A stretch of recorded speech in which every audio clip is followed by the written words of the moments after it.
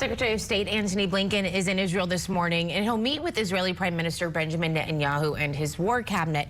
Now, Blinken has been meeting with Middle Eastern leaders over the last few days. He said yesterday that a major ground assault on the southern Gazan city of Rafah would be, quote, a mistake and also unnecessary to defeat Hamas. Israel, however, on the other hand, says Rafah is a stronghold for Hamas, and the group must be destroyed in order to prevent a repeat of what happened on October 7th. Blinken is calling for an immediate ceasefire and the return of Israeli hostages held by Hamas. He says ongoing negotiations over those two key goals are showing some progress. International correspondent Alex Cadier is in Tel Aviv with more on the secretary's visit and the U.S.'s message to Israel.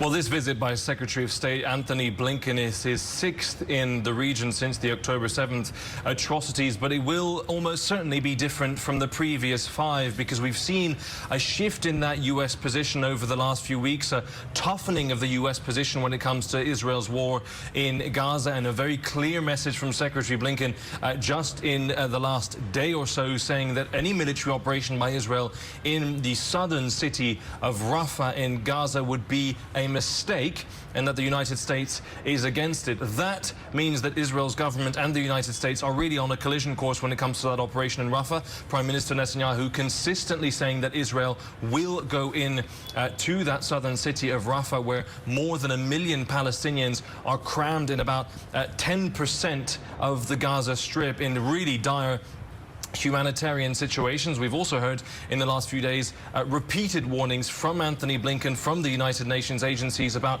the risk of famine, particularly in northern Gaza. So all of that humanitarian catastrophe, that human suffering, providing a backdrop for what will be a very different level of discussion with Antony Blinken. He will meet with Prime Minister Netanyahu. He will meet with the war cabinet here in Israel. But certainly you can expect some tough talk from the Secretary of State, some tense conversations with Israeli counterparts as the war in Gaza continues to have a very devastating humanitarian impact.